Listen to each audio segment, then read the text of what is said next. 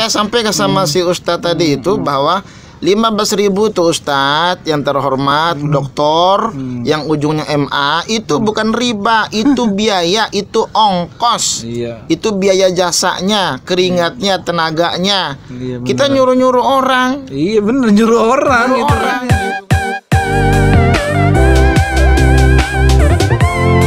Oke, bismillahirrahmanirrahim. Assalamualaikum warahmatullahi wabarakatuh. Assalamualaikum warahmatullahi wabarakatuh. Alhamdulillah wa sallallahu rabbuna ala nabiyil mustafa habibina amma ba'du. Segala puji hanya milik Allah, selawat dan salam marilah kita sampaikan kepada baginda alam Nabi besar Muhammad sallallahu alaihi wasallam, kepada para keluarga, kepada para sahabat dan kita umatnya. Mudah-mudahan mendapatkan syafaatul uzma dari baginda Rasulullah SAW. Amin ya rabbal alamin. Oke teman-teman semuanya, kembali lagi di channel Mr. Fandur.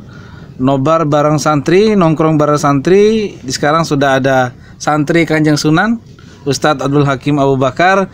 Dan tentunya kalau ada beliau pasti ada sesuatu hal yang akan kita bahas. Nah, ada video yang viral belakangan ini. Salah satu ustadz sih, lagi-lagi ustadz. Ini nggak jauh dari ustadz yang kita bahas. Ya, nama ustadz kan jadi panutan banyak orang gitu ya. Jadi perlu kita sorot. Mengatakan bahwa GoFood itu haram. Kenapa? Karena riba. Oke, kita cek dulu videonya yang satu ini. Diskon sebanyak fee sebanyak 15% yang nantinya ditagihkan per tahun. Jadi sebetulnya ketika driver Gojek tadi membelikan pesanan Anda pakai uang Gojek atau pakai uang Anda, berarti dia meminjamkan uang kepada Anda, ya atau tidak? Dipinjamkannya dengan 85% karena dia dapat fee dari si merchant tadi. Paham? Kalau harga makanan tadi 100.000 berarti dipinjamkannya Anda uang 85.000. Nanti ditagihkannya kepada Anda berapa? 85 atau 100? Di struktur tulis 100. Pinjam uang 85 dibayar 100, apa namanya? Selesai sudah? Subhanallah, nggak ada di dunia ini yang benar kerjaan mereka. Oke, itu dia videonya. Ini namanya Ustadz Erwandi Tarmizi. MA lagi. Nah, MA lagi. Kalau nggak salah ada doktornya juga tadi tulisnya. Doktornya juga. Wah, ini ada lumayan meresahkan masyarakat. Dia mengatakan bahwa GoFood itu riba, dia bilang. Riba itu apa sih sebenarnya? Riba itu kan artinya tambahan atau kelebihan daripada kesepakatan awal. Oke. Jadi ada bermakna ziyadah, arta tambahan. Kalau kita mengambil sesuatu ditambah-tambah, itu riba. Nah, berkaitan sama apa? Sama yang dia sampaikan di dalam video tadi bahwa karena ada tambahan 15.000, dia bilangnya menjadi riba. Betul, padahal itu kan tidak. GoFood itu kan bicara tenaga, bicara jasa, gitu kan. Benar. Memang benar si pembeli ini sudah pesan di dalam aplikasi barangkali ya. Aplikasi harga makanan itu umpama tadi itu dia misalkan 85.000 harga makanan makanannya ya. Itu dipinjamkan uangnya oleh si GoFood. Dia belikan dulu drivernya. Ya, dia belikan dulu sama yang dipesanin sama si pembeli tadi. Dan di situ terdaftar juga kan. Biayanya itu adalah 15.000. Iya, betul. Nah, dan kata dia begitu beli makanannya cuma 85.000, kok bayarnya 100.000. Nah, ziyadah 15.000 dianggap riba. Padahal bukan.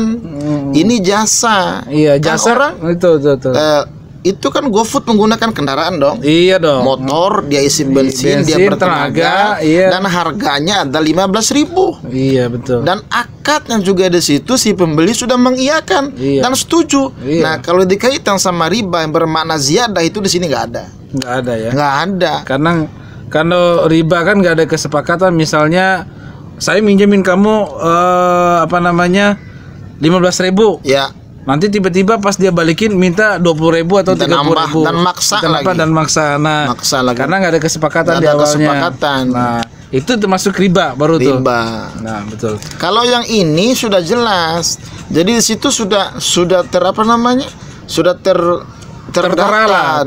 Iya, itu tertera bahwa sekian harga yang dibelinya, sekian harga jasanya. Betul. Itu sudah oke. Sisi mana dibilang riba?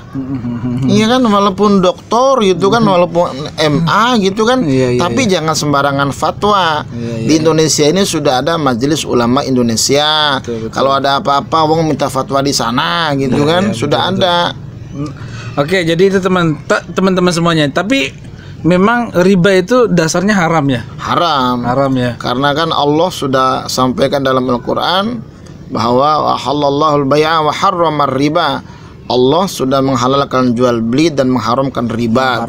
Jadi ada riba dalam jual beli, ada riba dalam hutang piutang. Salah satu yang dimaksud sama si Ustadz tadi adalah hutang di dalam utang piutang katanya, karena kan dipinjam sama si GoFood uangnya. Iya, dipinjam sama si GoFood. Iya.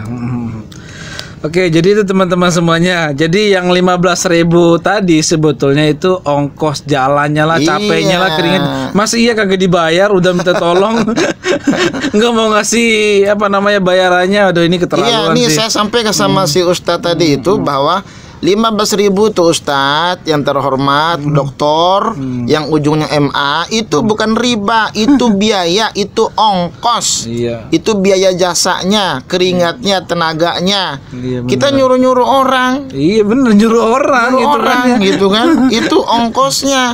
Sama seperti kalau kita menaiki kendaraan, ongkosnya sekian. Iya, betul. Nah, dan itu sudah terdata di argonya itu loh. Di aplikasinya itu di argo kalau kita naik mobil tuh beli tiket sekian, ini sekian gitu kan. Nah, yang menjadi riba itu kalau mintanya 150.000. Iya, di luar dari daftar yang tertera gitu kan. Jadi para saudara-saudaraku yang GoFood, lanjutkan terus. Anda sedang usaha yang halal, bukan perkara haram, bukan perkara riba. Iya. Nah, ini kita lanjut, ini menarik ini. Kita bahas jual beli dulu deh kalau gitu nih. Jual beli itu kan harus ada pembeli, harus ada penjual, harus ada barang. Ada akadnya, ada transaksinya, itu baru dikatakan jual beli itu sah. Nah, sah. Nah, bagaimana kalau misalnya pembelinya di mana, penjualnya di mana, dan barangnya nggak tahu seperti apa, kayak all shop, online shop kayak Shopee misalnya, kayak Lazada, JDID dan banyak sekali yang gitu. Itu gimana kira-kira? Ini hukumnya? Adanya di dalam bai'us salam. Adanya di dalam akad pesanan. Akad pesanan. Jadi akad pesanan itu kita berpesan kepada orang, kepada toko, barang yang sekian. Nah, dan si toko menyiapkan bagaimana pesanan kita. Oke. Nah, dikasih unjuk ke kita, bisa lewat foto, lewat apa, video, dan biasanya ada deskripsinya tuh. Sudah ada semua, sudah detail semua. Betul. Sudah detail semua kan. Ongkosnya pun sekian. Ternyata si pembeli mengiyakan harganya sekian. Deal segala macam, itu kan akad tuh. Iya, betul, akad. Ada transaksi via medsos, via telepon, via chat segala macam, dan dibayar. Begitu dikirim sampai kepada si pemesan barang tersebut benar sesuai hasil pesanannya, dan itu sah. Yang menjadi cacat adalah kalau yang dipesan itu barang yang dipesan itu tidak sesuai dengan pesanannya. Itu cacat dan berhak untuk dikembalikan. Iya, direturn kali salah kalau gitu. Dia. Jadi berarti sah-sah saja ya. Sah saja. Belanja di all shop gitu ya, karena banyak juga teman-teman yang nanya, ini gimana hukumnya nih, kan namanya jual beli kan harus ada transaksinya dan lain sebagainya gitu. Jadi transaksi itu tidak harus bertatap muka, tapi bertatap muka lewat foto, lewat telepon-teleponan, video call segala macam, kan bagian daripada tatap muka, tapi jarak jauh, tapi kan jadi dekat, kelihatan mukanya. Iya, benar. Nah, jadi kalau yang bagian zaman milenial begini, bisa kita kaitkan kalau kita datang ke toko lemari. Iya. Kita pesan lemari. langsung ketemu orangnya gitu kan. Nanti kita akan gambar tuh lemari seperti ini kayunya panjang gini gini, dibikinin sama si tukang tersebut dan itu sesuai sama pesanan dia, sama seperti demikian. Iya betul. Sama seperti itu. Jadi itu teman-teman semuanya. Jadi teman-teman yang suka belanja di Allshop, di Lazada, JDID, di Tokopedia, apalagi itu banyak sekali. Yang suka belanja, jadi nggak usah khawatir jual belinya sah, transaksinya sah. Jadi kalau misalnya teman-teman pesan barangnya ada yang cacat, sekarang sudah ada aplikasinya buat return lagi. Sudah komplit lah gitu, layanannya sudah komplit sampai segitunya, sampai diperhatikan. Mungkin itu saja, ada lagi mungkin yang disampaikan terakhir? Itu aja sih barangkali. Tetapi kalau dalam urusan hukum, urusan syariat, jangan sembarangan mengeluarkan fatwa tanpa menyaksikan dulu bagaimana kenyataan di dalam lapangannya. Jadi kalau kita berfatwa harus kolektif fatwanya, jangan seorang diri, jangan sendiri-sendiri. Sebab yang namanya fatwa itu, yang namanya ijma itu kan bagian daripada kolektif, kumpulnya orang banyak, itu ijma. Jadi dalam agama itu ada Al-Quran, ada hadis, ada ijma, ada qiyas, gitu kan. Nah, kalau menjadi dasarnya dalam agama harus ijma, itu kolektif. Nah, kalau qiyas itu dianalogikan. Kalaupun mau ijtihad, jangan ijtihad sendiri, harus kolektif. Ada dasar yang kuat yang menjadi alasannya, gitu kan. Kalau yang disampaikan sama si ustadz itu bukan perkara riba. 15.000 itu bukan riba dan tidak haram, itu jasa, itu ongkos, gitu loh. Jadi masa orang udah kerja nggak ada bilang terima kasih segala macam. Nah, ucapan terima kasihnya dengan cara 15.000 itu dan itu berharga sekali buat mereka yang kita suruh-suruh. Benar. Syukur-syukur kalau dilebihkan. Nah, sekarang saya suruh si ustadz ini menjadi tukang GoFood. Menjadi tukang GoFood. Antum silakan jadi tukang GoFood dan antum jangan jangan mau terima itu uang ongkosnya, mau nggak? Ya kan?